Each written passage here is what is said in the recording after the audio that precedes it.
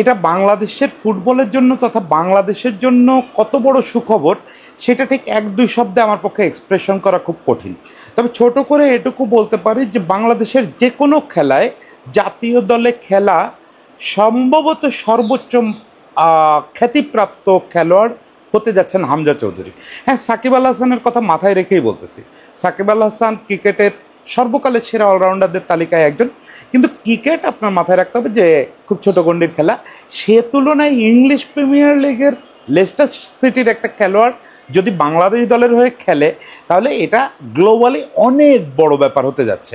এবং এখন পর্যন্ত যা খবর সেটা হচ্ছে যে আগামী নভেম্বরেই সম্ভবত বাংলাদেশ জাতীয় দলের হয়ে অভিষেক হতে যাচ্ছে হামজা চৌধুরীর। এবং এটা মোটামুটি বাফুফে নিশ্চিত করেছে যে তাদের পরিকল্পনা অনুযায়ী এগোলে এটাই ঘটবে। এবং তারপর পথে সবচেয়ে বড় যে পদক্ষেপটা বাকি ছিল সেটা হচ্ছে হামজার বাংলাদেশি পাসপোর্ট কালেকশন করা। বাংলাদেশি পাসপোর্টের জন্য তিনি আবেদন করেছিলেন এবং গতকালকেই তার মা লন্ডনে বাংলাদেশ হাই কমিশন থেকে হামজার বাংলাদেশি পাসপোর্ট সংগ্রহ করেছেন। এই খবরটা আবার নিশ্চিত করেছেন হামজার বাবা। তো এখন মানে আমি মোটামুটি নিশ্চিত যারা ফুটবল দেখেন তাদের কাছে সবগুলো কথা খুব পুরনো মনে হবে এবং তারা ব্যাপারগুলো সব জানেন। কিন্তু সবাই তো আসলে অত বেশি ফুটবল ওরিয়েন্টেড থাকেন না। ফলে আমি একটু দু এক কথায়, খুব অল্প কথায় একটু হামজা চৌধুরী কে এই ব্যাপারটা একটু বলি। হামজা চৌধুরী হচ্ছে বাংলাদেশি মায়ের ঘরে জন্ম নেওয়া একজন ইংলিশ ফুটবলার। ওর মামা বাড়ি হচ্ছে সিলেটের বাহুবলে। আর ওর যিনি স্টেপ ফাদার তিনিও একজন বাংলাদেশি, তিনিও সিলেটের মানুষ। তো ফলে বাঙালি এনভায়রনমেন্টে বড় হয়ে উঠছে এবং কেমন বাঙালি এনভায়রনমেন্টে বড় হয়ে উঠছে সেটা হামজার সঙ্গে যারা কথা বলছেন তারা জানেন। হামজা খুব ফ্লুয়েন্টলি সিলেটি বাংলা বলতে পারে। সিলেটি বাংলা, এটা মাথায় রাখেন, ও খুব ফ্লুয়েন্টলি সিলেটি বাংলা বলে। এবং ও বিবিসিতে দেওয়া একটা ইন্টারভিউতে বলতেছিল যে ও লন্ডনে বড় হলেও ওর ফ্যামিলি এনভায়রনমেন্টটা একদমই বাংলা ছিল। সেই সঙ্গে ও প্রতিদিন সন্ধ্যায় মাদ্রাসায় যেত ইসলামী শিক্ষা গ্রহণের জন্য। ফলে ও একদমই বাঙালি মুসলিম বলতে আমরা যা বুঝি সেই কালচারে বড় হয়ে উঠছে। স্টিল ও যখন একটা ম্যাচ খেলতে নামে ও বলতেছিল যে আমার মা আমাকে যে আয়াতুল কুরসি শেখাই দিয়েছেন আমি সেই দোয়া পড়ে এবং অন্যান্য দোয়া পড়ে তারপরে মাঠে নামি। বুঝতে পারতেছেন, ও একদম আমাদের কালচারের একটা ছেলে। এবং বিভিন্ন সময় আমাদের যাদের সঙ্গে কথা হয়েছে ও একই রকম এক্সপ্রেশন করেছে। ও বাংলাদেশকে খুব ওন করে। তো বাংলাদেশকে কতটা ওন করে বা বাংলাদেশের হয়ে কীভাবে খেলতে চায় সেটা জানার আগে আমরা একটু জানি যে হামজার ফুটবল ক্যারিয়ারটা কেমন। হামজা একদম Leicester city academy. Leicester city ইংল্যান্ডে ম্যানচেস্টার ইউনাইটেড বা লিভারপুল বা চেলসি না, এটা সত্যি। লেস্টার সিটি একটু নিচু সারির দল, কিন্তু মাথায় রাখতে হবে প্রিমিয়ার লিগের দল। ইউরোপের টপ 5 লিগের একটা হচ্ছে প্রিমিয়ার লিগ, এবং শুধু টপ 5 লিগের একটা বললে বোঝা যাবে না। এই সারা পৃথিবীর নাম করা ফুটবলারদের অন্যতম ডেস্টিনেশন হচ্ছে ইংলিশ প্রিমিয়ার লিগ।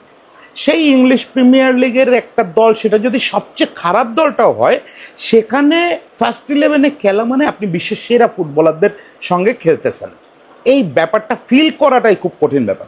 মানে আমি আপনাকে সংক্ষেপে একটা উদাহরণ দিই। বাংলাদেশি যদি কোনো খেলোয়াড় সে যদি বাংলাদেশের সর্বকালের সেরাও হয়, তার ইংল্যান্ডে সর্বোচ্চ ডেস্টিনেশন হবে হচ্ছে নন প্রফেশনাল লিগ। যে ইংল্যান্ডে 6 টায়ারের প্রফেশনাল লিগ আছে, মানে প্রিমিয়ার লিগ, এরপর ফার্স্ট ডিভিশন, সেকেন্ড ডিভিশন, এভাবে 6th ডিভিশন। এই 6th ডিভিশনের মধ্যে বাংলাদেশের সর্বকালের সেরা ফুটবলারও খেলতে পারবে না। এটাও একদম আমি জেনে বুঝে বলতেছি। শুধু বাংলাদেশের ক্ষেত্রে না, ইন্ডিয়ার ক্ষেত্রেও প্রায় একই চিত্র। ধরেন এই যে সুনীল ছেত্রী হচ্ছে ইন্ডিয়ার সর্বকালের সেরা ফুটবলার। অ্যান্ড সুনীল ছেত্রী যদি ইংল্যান্ডে যেত তাহলে কোন ডিভিশনে খেলতো? নিশ্চয়ই প্রিমিয়ার ডিভিশন না। তো তাহলে হামজার ফুটবলিং স্ট্যান্ডার্ড বুঝতে পারলেন যে সে লিস্টারের হয়ে লম্বা সময় খেলছে, পরে কিছুদিন লোনে ছিল, গত বছর পর্যন্ত লোনে ছিল, এবার আবার সে লিস্টারে ফিরে আসছে। এখন সে লিস্টার প্রাক মৌসুম নিয়ে ব্যস্ত আছে। এছাড়া হামজাকে বোঝার আপনার আরেকটা উপায় হচ্ছে যে সে কিন্তু ইংল্যান্ড আন্ডার-21-এর হয়ে বেশ কিছু ম্যাচ খেলে ফেলেছে। মানে ইংল্যান্ডের জাতীয় দলের জার্সি সে গায়ে জড়িয়েছে। আন্ডার-21 মানে কি? আন্ডার-21 মানে কিন্তু আন্ডার-12 বা আন্ডার-13 না। আন্ডার-21 মানে হচ্ছে যারা খেলছে তারা জাতীয় দলে খেলার খুব কাছাকাছি আছে। একদম ভেরি নেক্সট স্টেপ হচ্ছে ইংল্যান্ড ন্যাশনাল টিম। মানে সিনিয়র ন্যাশনাল টিম। সবগুলো টিমই ন্যাশনাল টিম, এটা মাথায় রাখতে হবে। ফিফার আইন অনুযায়ী এজ লেভেল ন্যাশনাল টিমও কিন্তু ন্যাশনাল টিম। এইটার ব্যাখ্যাটা একটু পরে বলতেছি যে এখানে একটু জটিলতা বেঁধে গেছে। তো ফলে হামজা ইংল্যান্ডের ন্যাশনাল টিমের সাদা জার্সি গায়ে তুলছে এবং ও ইউরোপিয়ান চ্যাম্পিয়নশিপ আন্ডার 21 ইউরোপিয়ান চ্যাম্পিয়নশিপেও অংশ নিচ্ছে। যদিও প্রথম ম্যাচে লাল কার্ড খাইছিল, ডিফেন্সে খেলে, রাইট ব্যাকে খেলে, ফলে লাল কার্ড খাওয়া খুব মানে অস্বাভাবিক কিছু না। তো হামজা সম্পর্কে এই মোটামুটি বলার। এখন কথা হচ্ছে যে 2019 সাল পর্যন্ত হামজাকে নিয়ে আমাদের এখানে বেশ একটা ছিল যে হামজা যদি আসতো। দু একবার হামজাকে ওই ব্রিটিশ জার্নালিস্টরা, বিবিসিতে আমি যে ইন্টারভিউটা দেখতেছিলাম ওখানে জিজ্ঞেসও করছে যে এটা 2017-তে নেওয়া ইন্টারভিউ, তুমি কোন ন্যাশনাল টিমের হয়ে খেলতে চাও, তুমি চাইলেই বাংলাদেশি পাসপোর্ট পেতে পারো। তো ও তখন বলতেছিল যে আমার ড্রিম হচ্ছে ইংল্যান্ডের হয়ে খেলা। খুবই স্বাভাবিক, মানে এটাতে ওর দোষ দেওয়ার কিছু নাই।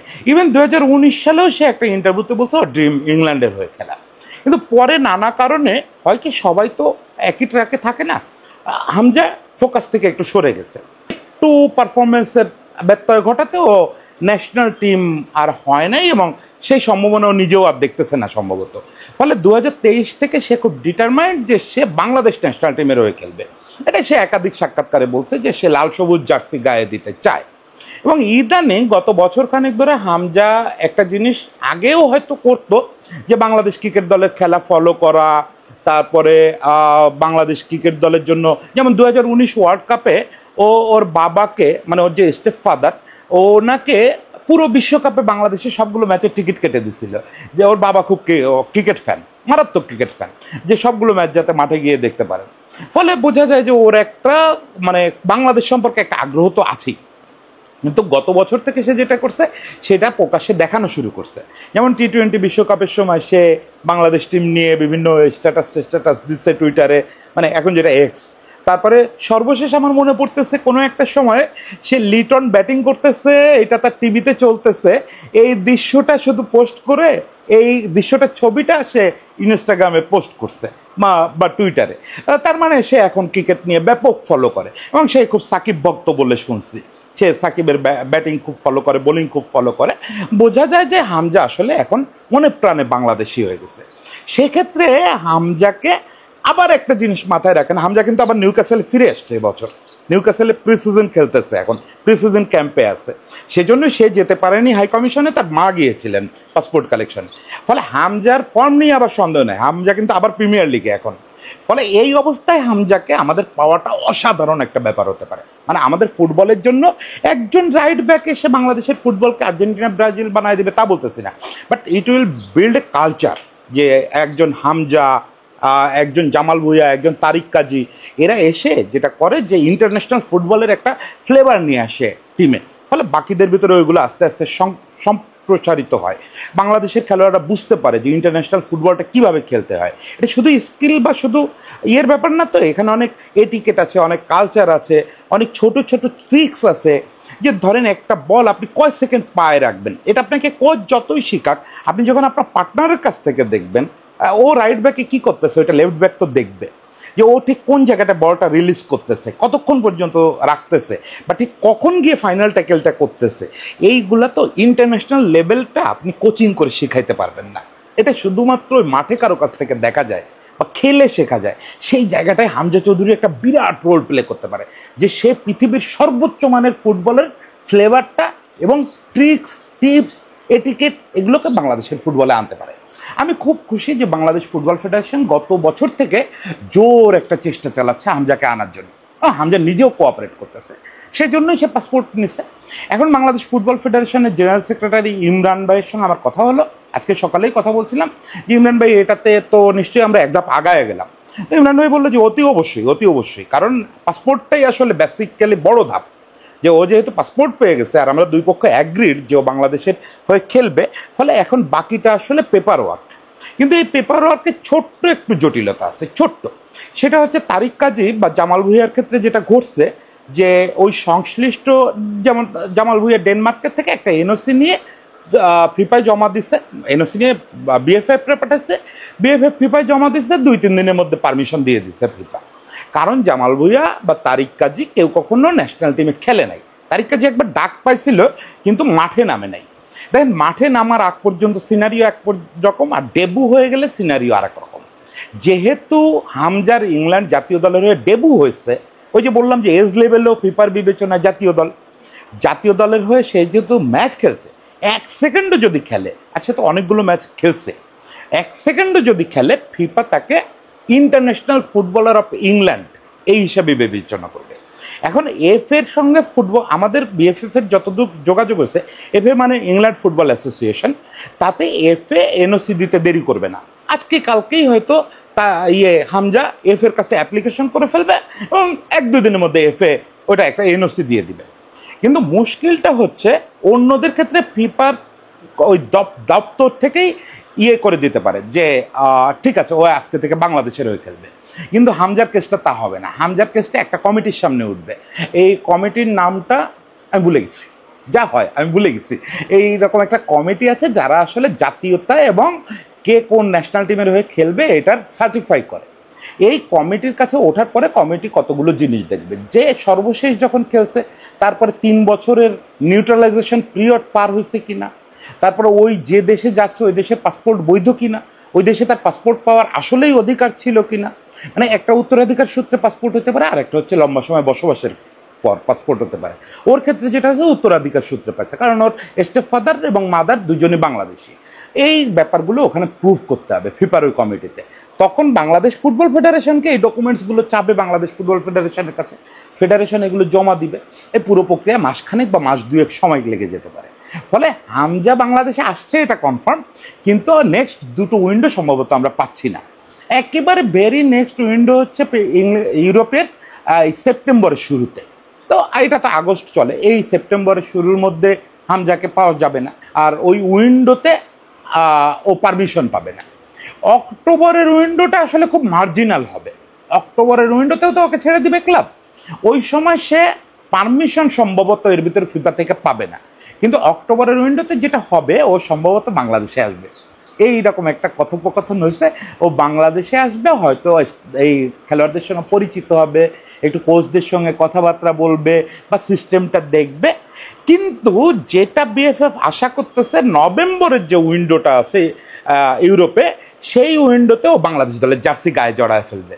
একদম মোটামুটি খুব অস্বাভাবিক কিছু না হলে আগস্ট, তো সেপ্টেম্বর অক্টোবরের মধ্যে ফিফার প্রসেস হয়ে যাবে, নভেম্বরে ও বাংলাদেশের জার্সি গায়ে পড়বে, লাল সবুজের জার্সি গায়ে ওর নামবে।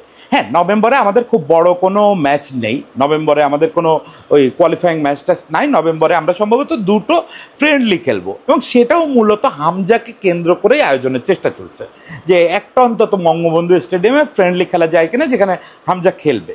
কিন্তু এটাকে বিএফএফ দেখতে চাচ্ছে একটা ইন্ট্রোডাকশন হিসাবে, যে সে বাংলাদেশের হয়ে শুরু করলো, এরপরে সে বাংলাদেশে মাঝে মাঝে ট্রেনিং করবে, যাতায়াতের মধ্যে থাকবে।